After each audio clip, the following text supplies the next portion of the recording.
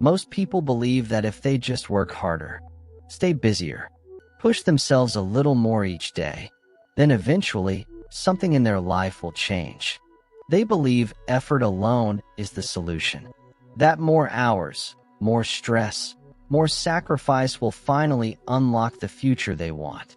But here's the uncomfortable truth. Some of the hardest working people in the world are also the most financially stuck. They wake up early. They stay late. They carry responsibility. They carry pressure. And still, nothing changes. And that should concern you. Because if effort were the solution, those people would already be free. Which means effort is not the real problem. The real problem is something almost no one is taught. It's the way you make decisions. When you're tired, when you're stressed, when you're uncertain, and when the pressure is heavy. Because success is not built on your best days. It's built on how you behave, on your worst ones. If your behavior collapses under pressure, your future collapses with it. Not all at once. Not dramatically. Slowly. Quietly. Through small decisions that seem harmless in the moment. And today, I'm going to show you why most people sabotage their progress without realizing it, and how to correct it before it costs them years of their life. Most people believe they're stuck because they lack motivation. They think the problem is inspiration, that they need more energy, more discipline, a stronger mindset, a bigger push. But motivation is not the issue. Motivation fades. That's normal. The real problem is much quieter and much more dangerous. It's the simple fact that their daily behavior does not match the future they say they want. They talk about discipline, but they design lives that make discipline difficult. They talk about focus, but they surround themselves with constant distraction. They talk about growth, but they repeat the same emotional reactions every day. And when behavior and direction do not match, progress does not slow down. It collapses. Not because you are weak, not because you are broken, but because your nervous system, your habits, and your decision patterns are working against the future you say you want. This is not about positive thinking. This is not about belief systems or slogans. And this is definitely not about manifestation, attraction, energy, or destiny. This is about emotional regulation, about behavioral control, about decision-making under pressure, because your life is not shaped by what you want. It is shaped by what you repeatedly choose, when no one is watching, and when you are not at your best. And until those choices change, your results cannot, no matter how hard you work, and how behavior under pressure slowly compounds into results over time. Because progress is not created by one big moment. It is built by thousands of small decisions made when no one is watching. Decisions made when you are tired, when you are frustrated, when you are unsure of yourself. If you have been working hard but staying in the same place. If your effort keeps increasing but your outcomes do not. If you feel busy, exhausted, and committed, yet nothing meaningful is changing, then this message is for you. Because nothing changes until the way you operate changes. Not your schedule, not your workload, not your goals, your behavior, the way you think under pressure, the way you respond to stress, the way you choose when the situation is uncomfortable. So stay with me, because what you are about to hear may explain years of frustration in a way no one has ever explained it to you before. Why effort alone doesn't work. Most people grow up believing that money responds to effort. They believe success rewards exhaustion. They believe that sacrifice is the price of progress. That if they push harder, stay busier, or deny themselves more, eventually life will take notice. They believe success is watching. They believe effort is being counted. And they believe one day the reward will arrive. But when you look closely at the real world, you start to see something that does not match that story. You see people working relentlessly, who remain financially stuck year after year. They are dependable. They are committed. They show up early. They leave late. They carry responsibility. And yet their position does not change.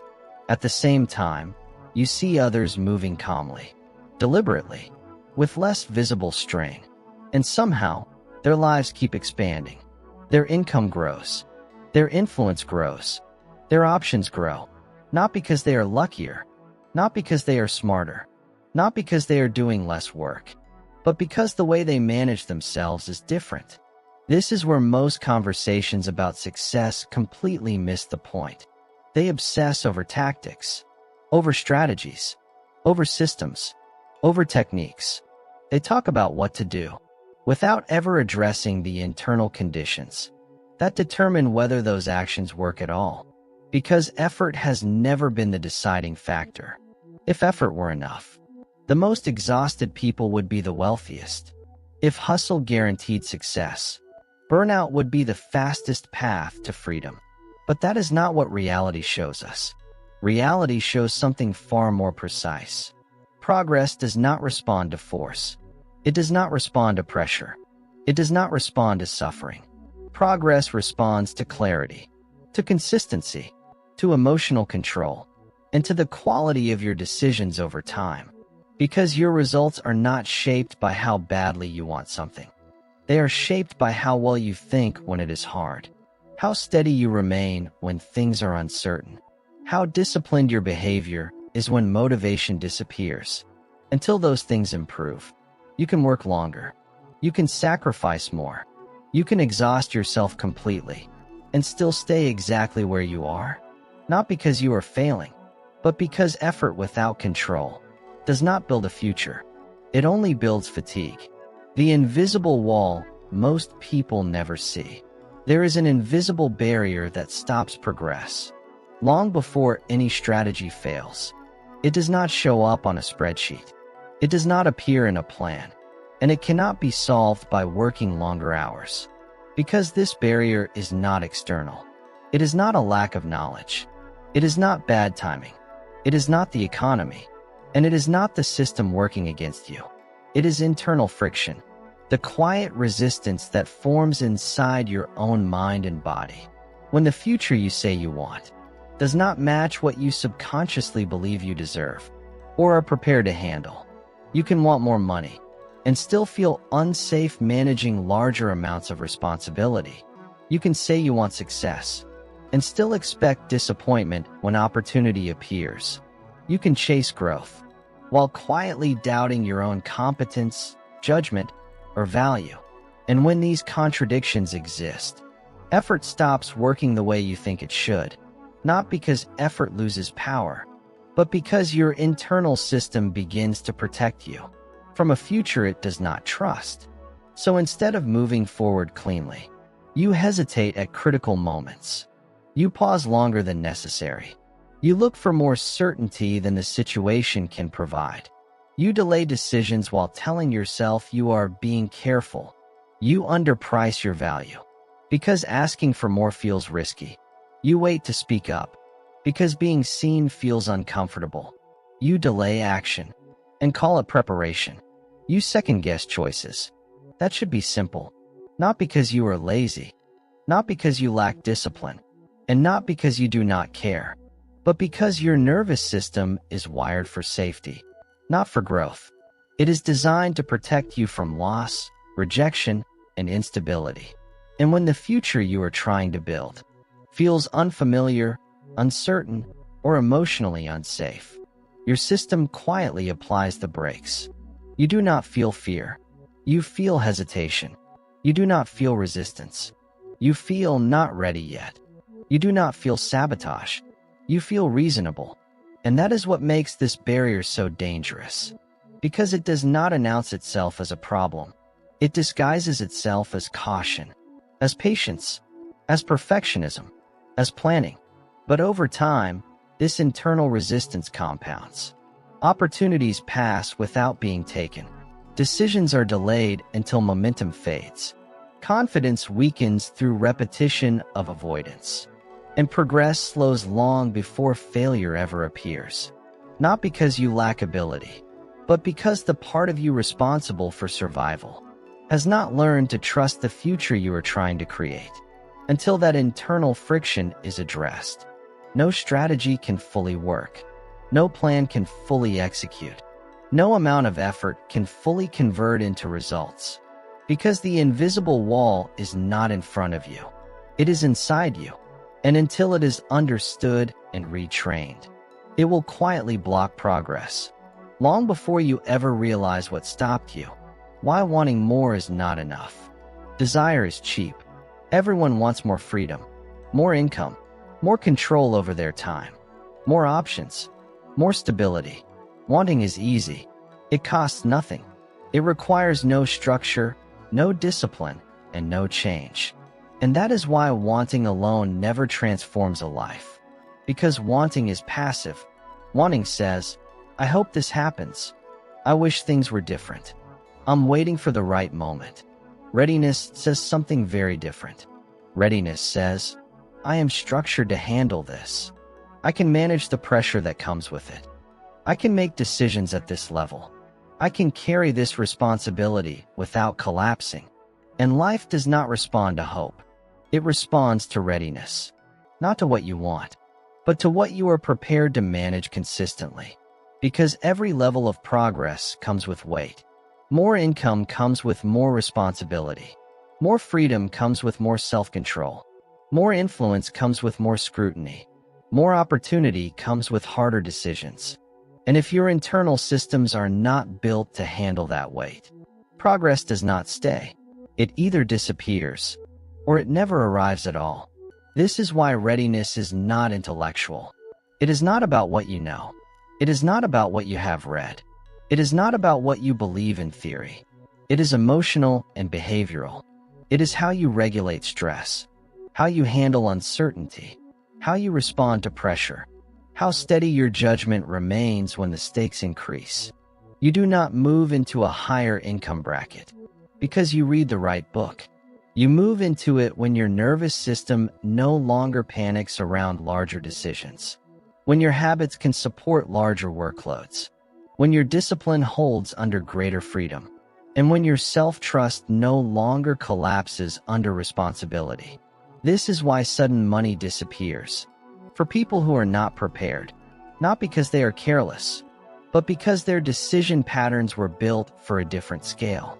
This is why promotions collapse. For people who secretly doubt themselves, not because they lack skill, but because hesitation, overthinking, and emotional pressure slow them down at the exact level where speed and clarity matter most. This is why progress often stalls just before major breakthroughs. Because the closer you get to change, the more your internal systems are tested. And when those systems are not ready, they protect you by pulling you back to what feels familiar. Not what is best, but what feels safe. So the obstacle is not outside. It is not the market. It is not timing. It is not opportunity. It is internal friction. The resistance between the future you want and the version of yourself that is currently built to handle it. And until that friction is reduced, wanting more will never be enough. Because life does not reward desire. It rewards readiness. This is not manifestation. This is conditioning. Before we go any further, let me be very clear about something. This is not about manifestation. This is not about attraction. This is not about mystical forces, hidden laws, or destiny guiding your life. There is nothing abstract about what we are discussing here. This is about how the human nervous system works, how habits are formed, how decisions are made under stress, and how repeated behavior quietly shapes outcomes over time. This is about emotional regulation, about impulse control, about consistency, and about how you behave when pressure enters the room. Because your future is not created by belief. It is created by patterns. Your nervous system learns patterns. It learns what feels safe. It learns what feels risky. It learns what to avoid and what to repeat. And once those patterns are learned, they begin to run automatically. Your habits create defaults. Defaults are the choices you make without thinking, the reactions you repeat under stress, the behaviors you fall back on when attention is low and fatigue is high. And those defaults quietly shape your future. not in dramatic moments, but in small, repeated actions. How you respond to discomfort, how you handle uncertainty, how you manage frustration, how you decide when there is no clear answer. Over time, those patterns become your results. This is not philosophy. It is psychology. It is the study of learning, conditioning, and behavior change. The brain strengthens what it repeats. The nervous system stabilizes what it practices, and the mind protects what it believes is necessary for safety. That is how humans adapt. And that is why lasting change never begins with hope. It begins with retraining. Retraining how you regulate emotion, how you slow down impulsive reactions, how you build consistency when motivation fades, and how you make decisions when the pressure is real. Because when your internal systems change, your behavior changes. And when your behavior changes, your future follows. Not through belief, through conditioning. How your daily state shapes your results. Before you speak, before you pitch an idea, before you walk into a meeting, before you send an important message, something has already happened inside you. Long before the words leave your mouth, your emotional posture has already influenced the outcome. Because people do not respond first to language. They respond to presence. They respond to stability, to clarity, to how regulated and grounded you appear in the moment. This is why communication is never just verbal. Your tone, your pacing, your breathing, your posture, your timing, all of it carries information. And most of that information is not conscious. People sense hesitation before they hear it. They sense certainty before it is explained. They sense tension before it becomes visible. Confidence is not volume. It is not speaking louder. It is not dominating a room. It is not forcing certainty into your voice. Confidence is coherence. It is alignment between what you think, what you feel, and what you do. When your thoughts are clear, your emotions are regulated, and your actions are steady. Your nervous system communicates safety and reliability, and people trust what feels stable. When that alignment is missing, something subtle happens. Your words may be correct. Your logic may be strong. Your message may be well prepared. The nervous system stabilizes what it practices, and the mind protects what it believes is necessary for safety. That is how humans adapt.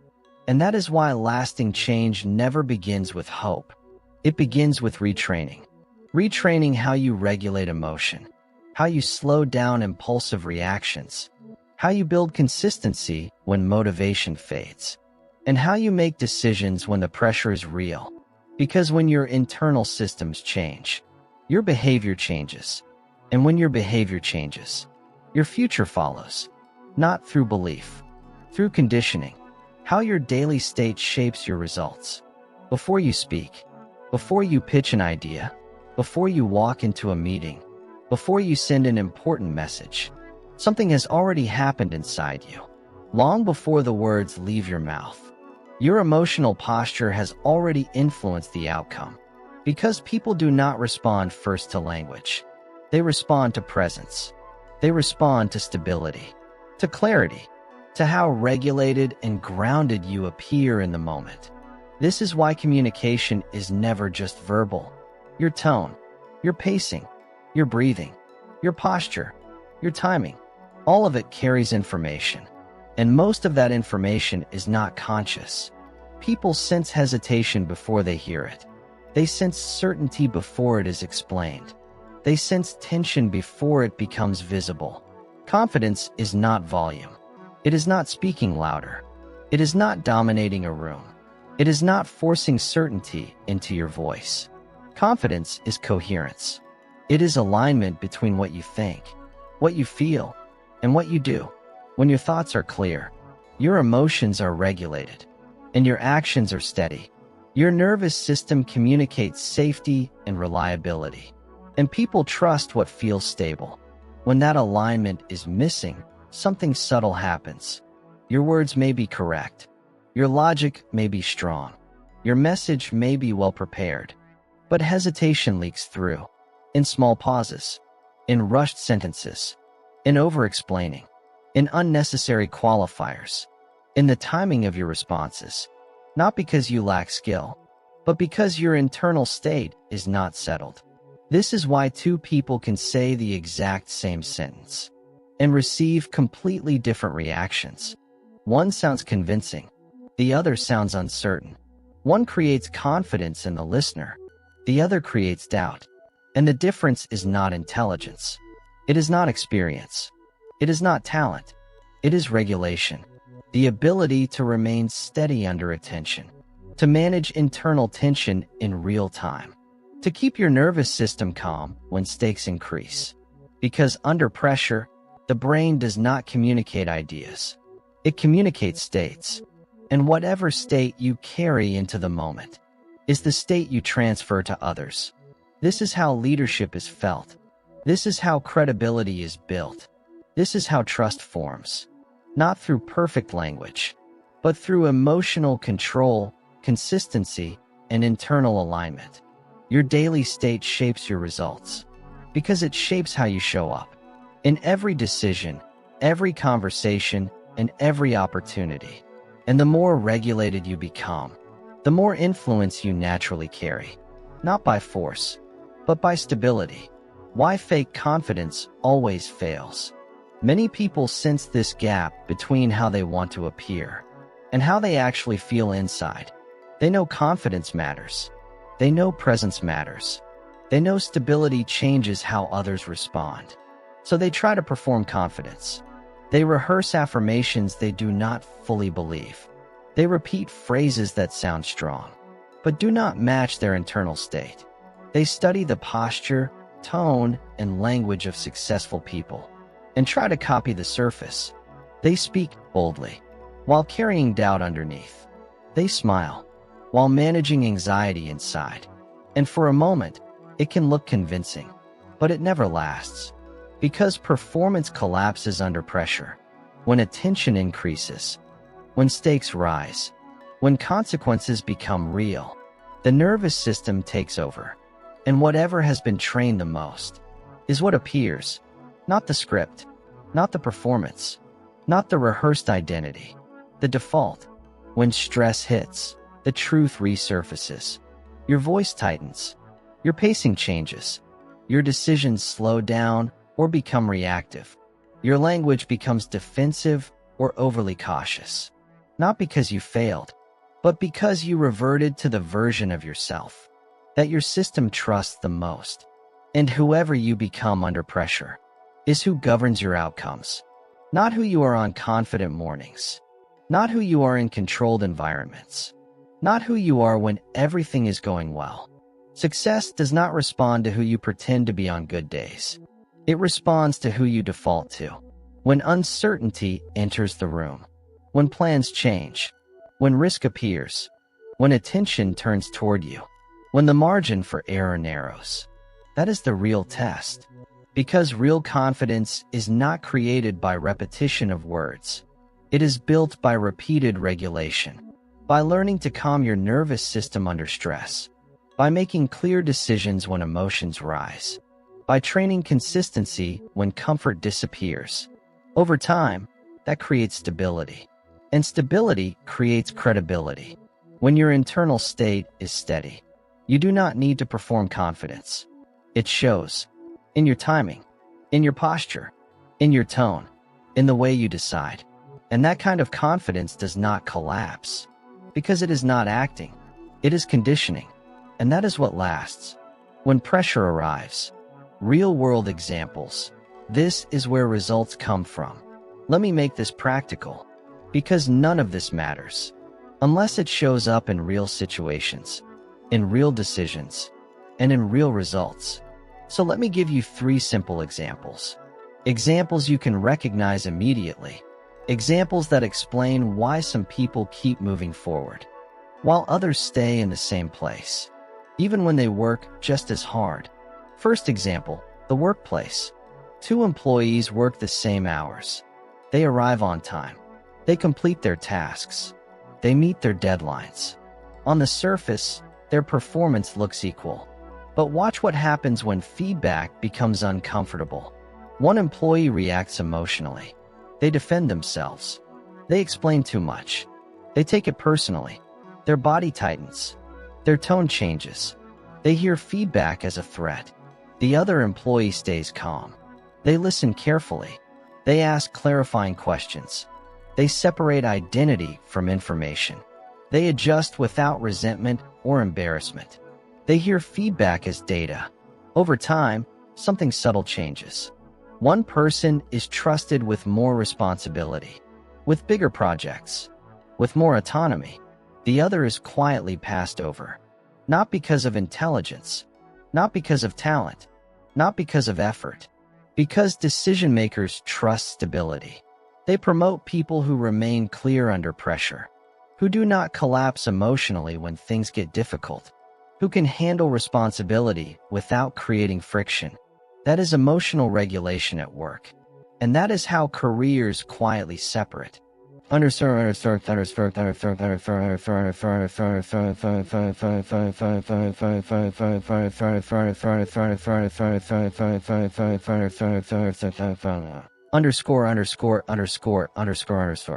Second example, pricing. Many people undercharge. Not because their skills are low. Not because their work lacks value.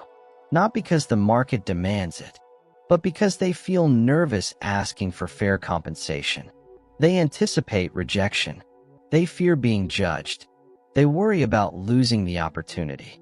And that nervousness shows in their voice, in their pacing, in their posture, in the way they over-explain or justify the price. They hesitate before saying the number. They soften it. They add unnecessary discounts. They apologize for their own value. And clients sense it immediately, not consciously, but biologically. Uncertainty signals risk. Hesitation signals doubt. And people do not pay confidently when the person selling does not appear confident in their own worth. Notice something important here. Confidence does not raise prices. Behavior does. The ability to speak clearly, to remain steady, to present value without defensiveness, to tolerate silence after stating your price. That behavior changes outcomes. Not desire, not affirmations, not belief, regulation.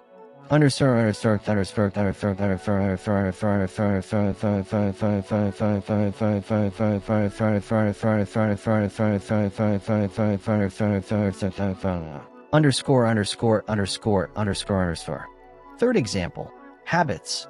Some people plan perfectly. They set goals. They create schedules. They design systems. And then fatigue arrives. Stress builds. Motivation fades. Life becomes unpredictable. And under pressure, they collapse. They skip routines. They delay tasks. They make emotional decisions. They tell themselves they will restart tomorrow. Others do something different. They design routines that work even when tired. They reduce friction. They automate decisions. They simplify actions. They remove the need for motivation. So when energy drops, their behavior stays stable. Not perfect, but consistent. And those habits compound quietly, day after day, week after week, month after month. After enough time, something strange happens. One person looks lucky. Their career improves. Their income grows. Their confidence increases. The other feels stuck, even though they tried just as hard. But nothing mystical happened. No secret advantage. No hidden force. No sudden breakthrough. One person built systems that worked under pressure. The other relied on motivation. And motivation always fades. This is where results actually come from. Not talent. Not luck. Not desire. From behavior that holds. When conditions are not ideal. From systems that function. When energy is low. From regulation that stays intact. When pressure rises. That is how progress is built. Quietly. Consistently. And over time, unmistakably. Why preparation without commitment fails. Many people spend years preparing. They study. They read. They watch. They plan. They collect information. Because growth does not happen in preparation. It happens in execution, in feedback, in correction, in repetition. And the people who move forward fastest are not the ones who waited until they felt confident. They are the ones who decided to act before confidence existed and built it, one disciplined decision at a time. The responsibilities shift. Why life changes when you stop blaming. There comes a moment in every life when excuses stop working. At first, people blame luck. They say the timing was wrong. The opportunity was unfair. The system was stacked against them. Then they blame circumstances, the economy, their upbringing, their education, their environment. Then they blame other people, a bad manager, an unsupportive partner, a difficult family, the wrong connections. And for a while, those explanations feel comforting because blame protects the ego. It protects identity. It protects the idea that nothing is wrong with you. But eventually, a quieter realization appears. Not dramatic, not loud, just a simple thought. If nothing changes, this will be my life. Not next year, not someday. This, the routine, the income, the stress, the limits, the frustration. And that moment is deeply uncomfortable because for the first time, the problem stops being external. And most people run from that moment. They distract themselves. They rationalize. They compare themselves to others. They lower expectations. Because responsibility is heavy. Responsibility means you can no longer hide. It means your choices matter. Your habits matter. Your reactions matter. Your discipline matters. It means your future is no longer something that happens to you. It becomes something you participate in. And that feels dangerous. Because if you are responsible, then failure is personal. Mistakes are yours. Delays are yours. Missed opportunities are yours. So people resist it. They prefer comfort over control, explanation over ownership, sympathy over accountability. But here is the part almost no one explains. Responsibility is not just weight. Responsibility is power. The moment you stop blaming, you gain something most people never touch. Agency. You gain the ability to change patterns, to redesign habits, to correct decisions, to interrupt cycles. Because if your problems are caused by fate, you are powerless. If your problems are caused by circumstances, you must wait. But if your problems are shaped by behavior, then behavior can be changed. And that changes everything. Responsibility means you are no longer waiting for permission. You are no longer dependent on luck, no longer trapped by timing, no longer limited by other people's choices. You become the variable, and variables can be adjusted. This is where real growth begins. Not with motivation, not with inspiration, not with hope, but with ownership. Ownership of your schedule, your discipline, your reactions, your standards, your decisions. Because once you accept responsibility, you stop asking, why is this happening to me? And you start asking, what can I control right now? And that question quietly changes lives. Not overnight, not dramatically, but steadily. Because the people who rise are not the ones with the fewest problems. They are the ones who stop outsourcing control. They stop waiting to be rescued. They stop waiting to be understood. They stop waiting for conditions to improve. And they begin building anyway. Response. Why blame feels safe. Blame protects the ego. And the ego's primary job is simple.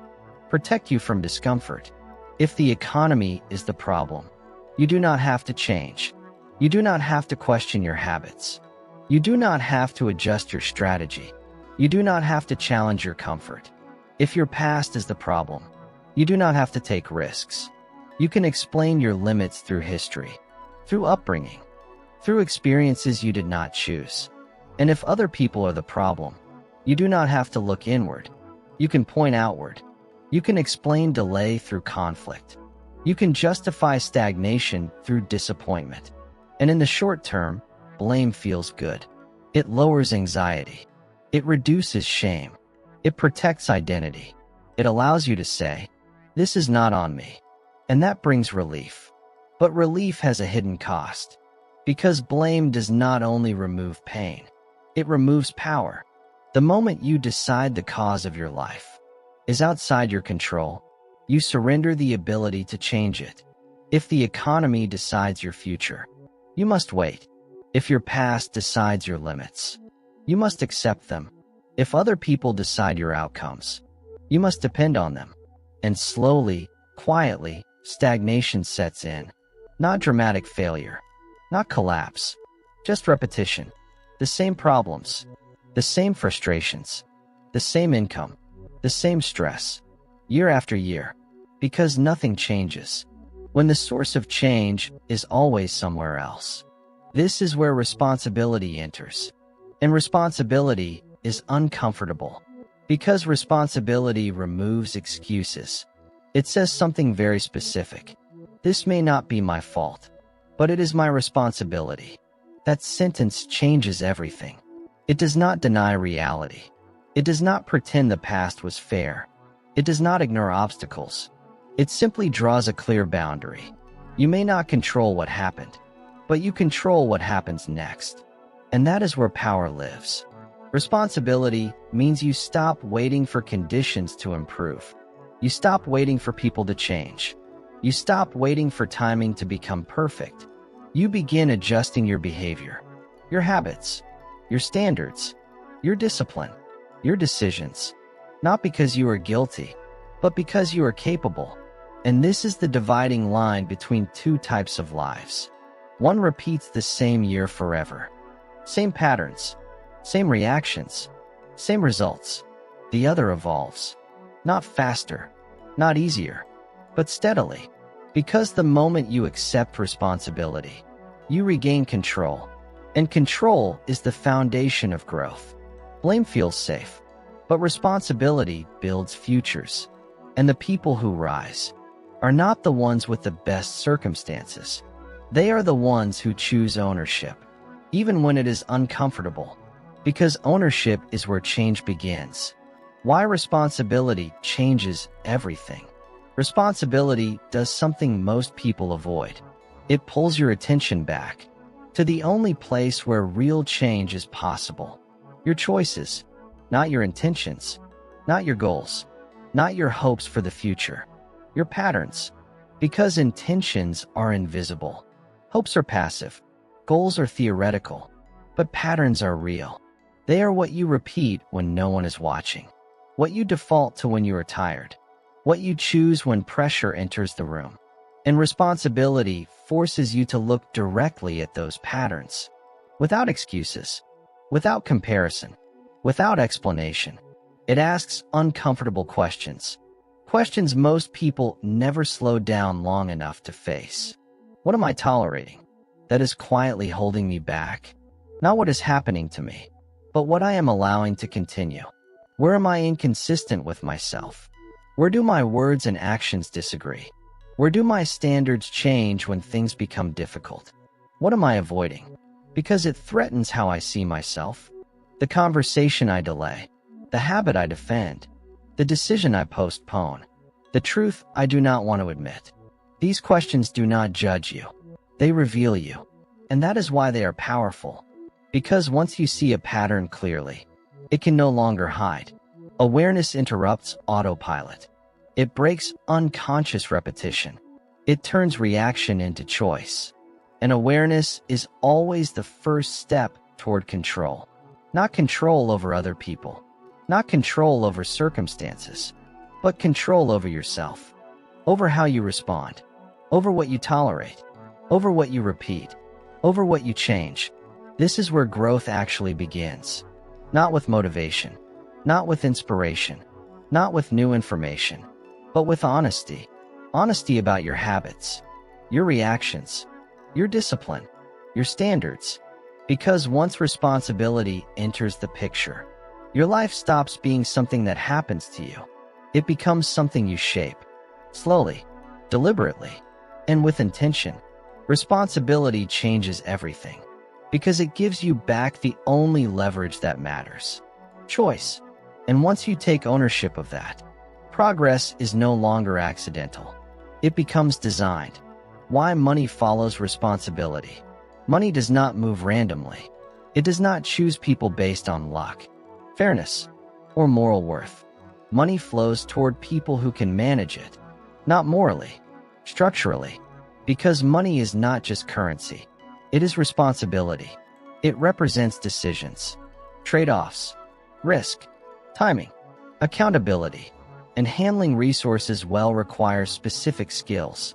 Decision-making, the ability to choose clearly when outcomes are uncertain, to evaluate options without panic, to act without freezing or rushing.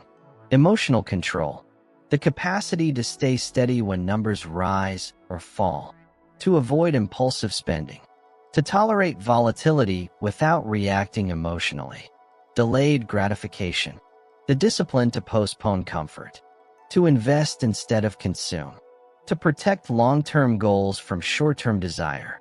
Consistency under pressure, the ability to maintain standards when stress increases, when fatigue sets in, and when the stakes become real. These are not financial skills.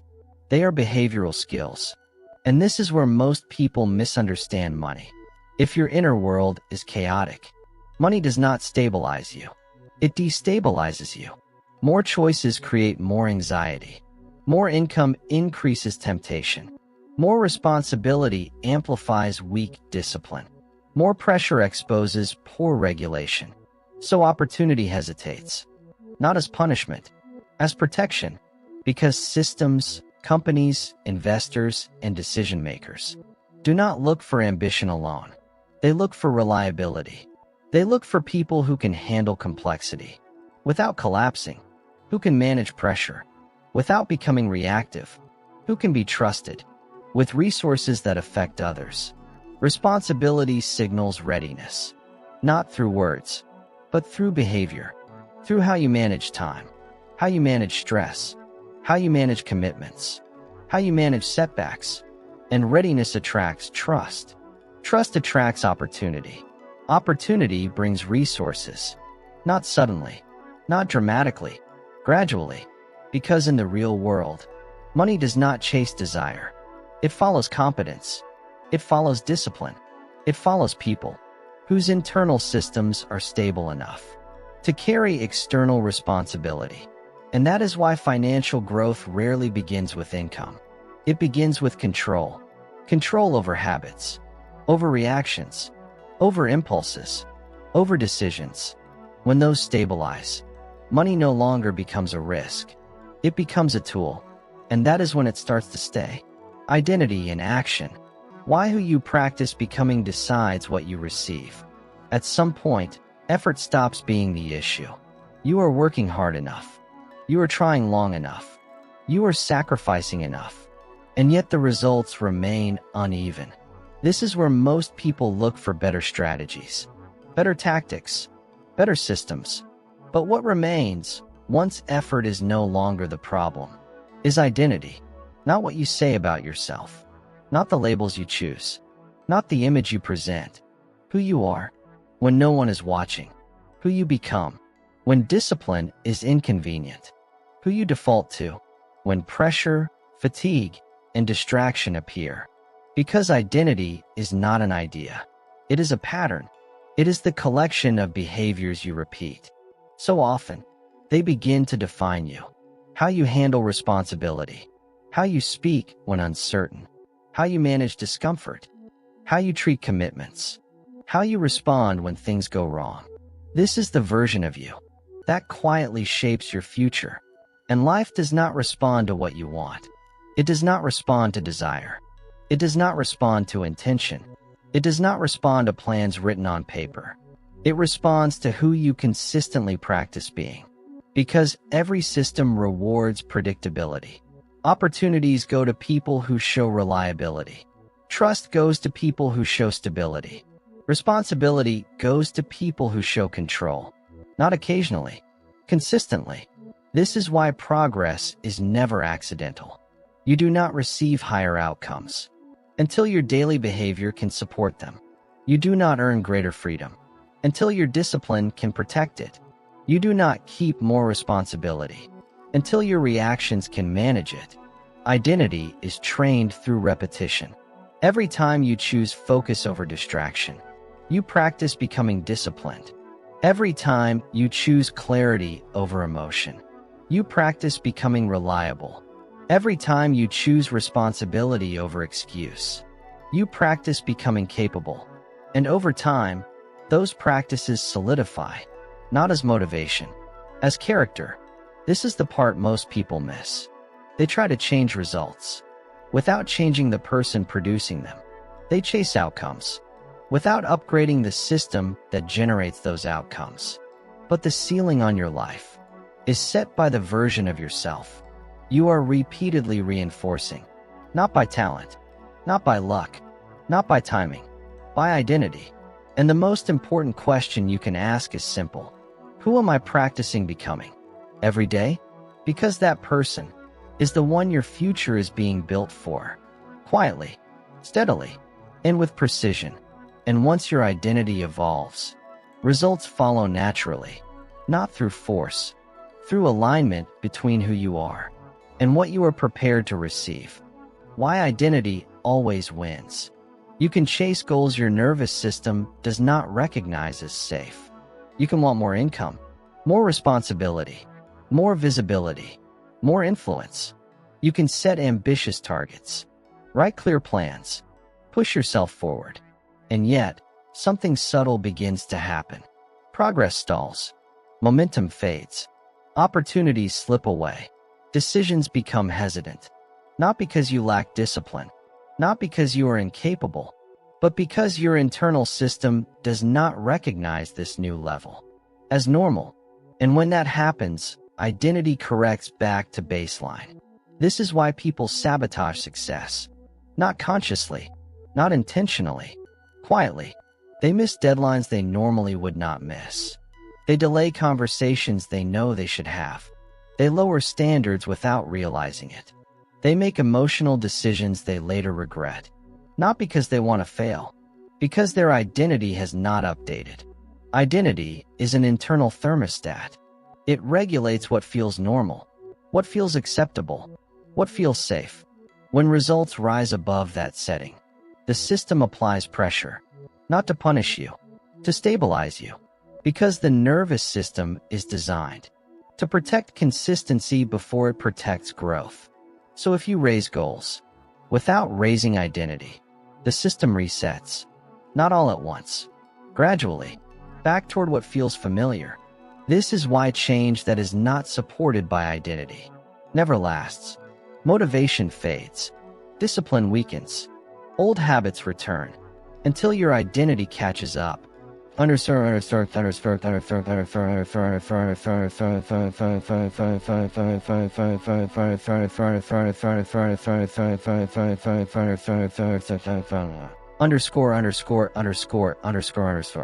How identity is built. Identity is not formed by thinking. It is not formed by affirmations. It is not formed by intention. It is not formed by visualization. It is formed by repetition, by what you do, again and again and again. Every small decision sends a message inward, not to the world, to yourself. This is who I am. When you follow through when it is inconvenient, you teach your nervous system that you are reliable. A standard says, this is what I tolerate, what behavior I allow around me, what excuses I accept for myself, what environments I remain in, what habits I continue even when they damage progress. A standard says, this is how I respond under pressure. Do I stay composed or reactive? Do I think clearly or emotionally? Do I protect discipline or abandon it? And here is what separates standards from goals. Standards do not require motivation. They operate automatically. You do not debate them. You do not negotiate with them. You do not postpone them. You follow them because they define who you are. That is why standards require something deeper than ambition. They require self-respect. Self-respect is the decision to treat your time, your energy, and your future as valuable. It is the refusal to accept patterns that contradict the life you say you want. It is choosing consistency over comfort, and self-respect quietly builds identity. Every time you honor a standard, you reinforce the belief, this is who I am. I am disciplined. I am reliable. I am controlled. I am capable. Over time, that identity becomes stable. And once identity stabilizes, goals stop feeling distant because your daily behavior already matches the future you are trying to create. This is why people with strong standards do not need constant motivation. Their system is already aligned. They do not wait to feel ready. They do not wait to feel inspired. They do not wait for perfect conditions. They act according to who they are. And that is why standards shape outcomes more powerfully than goals ever will. Goals set direction. Standards determine destination. And the quality of your life will never rise above the standards you are willing to maintain. Protecting direction. Why most people lose progress after they start winning. Starting is common. Anyone can begin when motivation is high, when pain is fresh, when clarity suddenly appears. Beginnings are exciting. They feel powerful. They feel decisive. But continuing is rare, because early progress is fragile. At the beginning, change is new, unstable, easily disrupted. Old habits still exist. They are not gone. They are only quiet, waiting for fatigue, waiting for stress, waiting for distraction. Old environments still train you. The same places, the same people, the same routines, the same expectations, and old identities still resist. The version of you that is familiar, the version that knows how to survive, the version that feels safe in old patterns. So when progress begins, it is not just moving forward. It is being pulled backward at the same time. Without protection, progress leaks. Not through failure, through erosion, small compromises, missed routines, lower standards, justified exceptions, and slowly, almost invisibly, momentum disappears. Not because you gave up, because you did not defend the direction you chose. This is why most people lose progress right after they start winning, not at the bottom, at the turning point, when change is real, but not yet stable.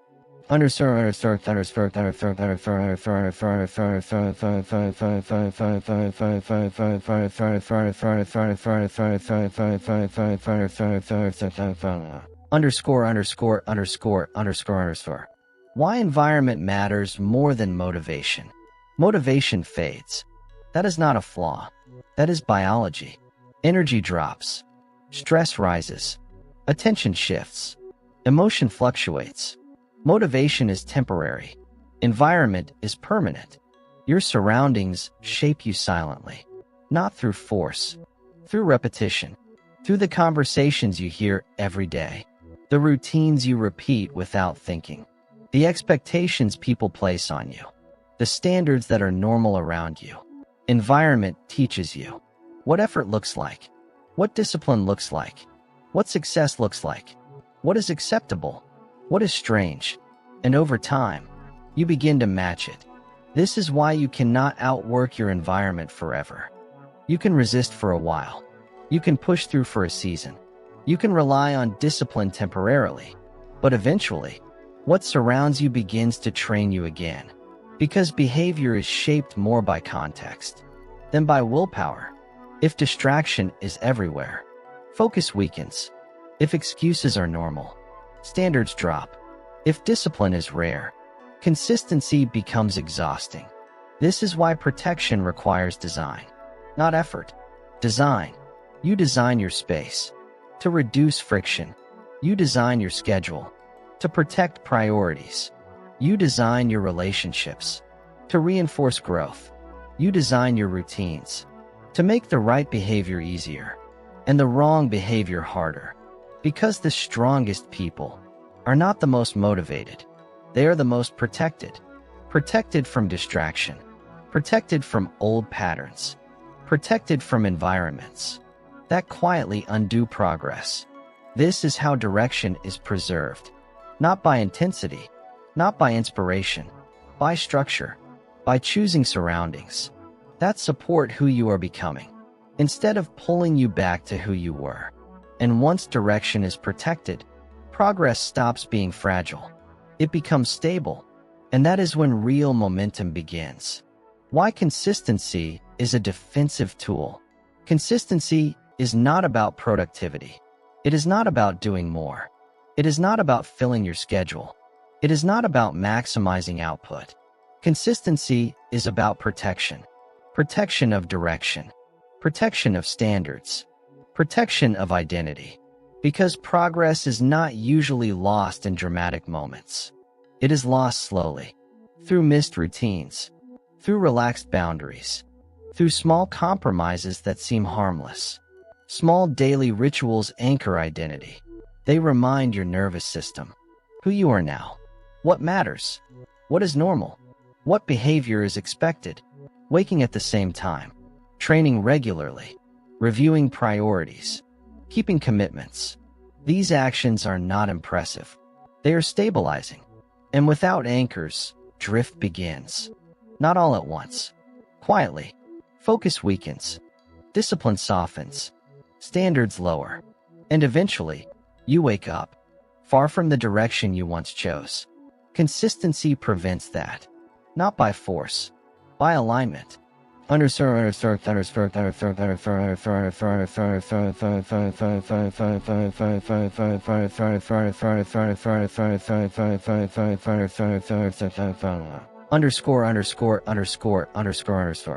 Integration and daily application. How transformation becomes permanent. Awareness changes nothing. Knowing what to do does not mean you will do it. Understanding patterns does not mean they disappear. Integration is what changes everything. Integration means behavior. It means translating insight into routine, clarity into action, intention into structure. Because growth is not proven on breakthrough days. It is proven on ordinary days. When motivation is low, when energy is limited, when attention is scattered, when no one is watching, when there is no applause, when nothing exciting is happening. This is where identity is built. In repetition, in follow-through, in quiet discipline. This is where patterns stabilize, where standards harden, where self-trust accumulates. Not in moments of intensity, in moments of consistency.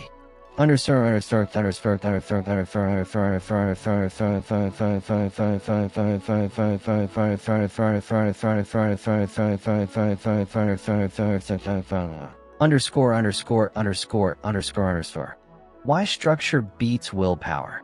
Willpower fluctuates. It rises with sleep. It drops with stress. It weakens with fatigue. It disappears with overload. Relying on willpower means relying on something unstable. Structure remains. Structure does not depend on mood. It does not require emotion. It does not ask permission. Routines remove negotiation. When behavior is scheduled, there is no debate. When standards are defined, there is no confusion. Predictable habits conserve energy. They reduce decision fatigue. They prevent impulsive choices. They protect focus. This is why disciplined people look calm. Not rigid. Not intense. Calm. Because they are not fighting themselves all day.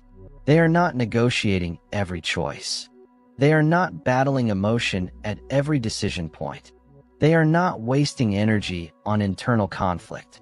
Their systems are aligned. Their behavior is automated. And automation is the highest form of discipline. Because when structure carries the load, your mind becomes clear, your energy becomes available, and your progress becomes sustainable. Consistency defends direction. Integration secures change. Structure replaces struggle. And this is how transformation becomes permanent. Not through force, through systems that quietly shape behavior. Until growth no longer requires effort. It simply becomes who you are. Morning, midday, night. Every day trains you. Not through dramatic moments. Not through major decisions. Through rhythm, morning sets direction. The first hour of your day teaches your nervous system what matters. Do you rush immediately into reaction, or do you pause long enough to choose intention? Do you check distractions first, or do you establish focus? Morning is not about productivity. It is about orientation. It tells your mind, this is the kind of day I am going to run. And that direction quietly shapes every choice that follows. Midday tests regulation. This is where pressure enters. Fatigue appears. Distractions multiply. Unexpected problems surface. This is the moment where discipline is revealed.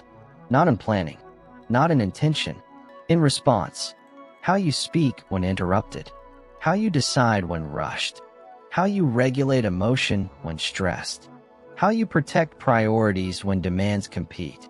Midday is where identity is practiced, because this is when most people abandon standards. Not intentionally, automatically. And every regulated response strengthens control. Every reactive response weakens it. Night reinforces identity. The end of the day is not about rest alone. It is about consolidation. What did you tolerate today? What did you avoid? What did you follow through on? What did you postpone? Small reflections compound, not through judgment, through awareness. Because what you repeat at night is what your nervous system stores as normal. And tomorrow is built from what tonight reinforces. This daily cycle is not motivational. It is neurological. Direction in the morning, regulation at midday, identity at night. That is how character is trained. Why consistency beats intensity. Intensity creates spikes, short bursts of effort, emotional surges, temporary motivation. They feel powerful. They feel decisive. They feel like change. But spikes are unstable. They require energy you cannot sustain, emotion you cannot maintain, focus that eventually collapses. And when intensity fades, so does progress. Consistency creates systems. Systems do not depend on mood. They do not wait for motivation. They do not require emotional energy. They operate quietly. Daily routines, predictable habits, stable standards. Systems scale, because what is repeatable becomes reliable. What is reliable becomes automatic. What is automatic becomes identity. Spikes fade. They impress for a moment. They exhaust quickly. They leave little behind. Systems remain. They grow slowly. They stabilize behavior. They protect direction. And over time, systems outperform intensity every single time, because lasting change is not built by effort alone. It is built by rhythm, by daily alignment, by regulated responses, by repeated behavior. Morning, midday, night. Direction, regulation, identity. That is how progress becomes permanent, not through force, through consistency that quietly reshapes who you are and what your future can hold. Synthesis and final charge. Why results change when you change how you operate. At this point, one truth should be clear. Results do not arrive randomly. They do not appear by chance. And they are not distributed by fairness or luck. Results follow internal order. Not because the world is rewarding you, but because your behavior becomes reliable. When your internal systems are stable, your actions become predictable, not boring, not rigid, reliable. And reliability is what every system in the real world responds to. Calm improves judgment. When your nervous system is regulated, your mind sees more clearly. You notice patterns sooner. You separate signal from noise. You pause before reacting. Judgment improves decisions. Clear judgment leads to choices that are measured, intentional, and aligned with long-term goals. Not impulsive, not emotional, not reactive. Decisions improve consistency. When decisions are cleaner, behavior stabilizes. You repeat the right actions more often. You abandon harmful patterns more quickly. You protect standards more carefully. Consistency builds trust. First with yourself, You begin to believe your own commitments. You trust your discipline. You rely on your follow-through. Then with others, people notice reliability. They notice composure. They notice stability under pressure. Trust compounds into opportunity. Responsibility increases. Autonomy grows. Access expands. Not magically, logically. This is not theory. This is how systems reward behavior.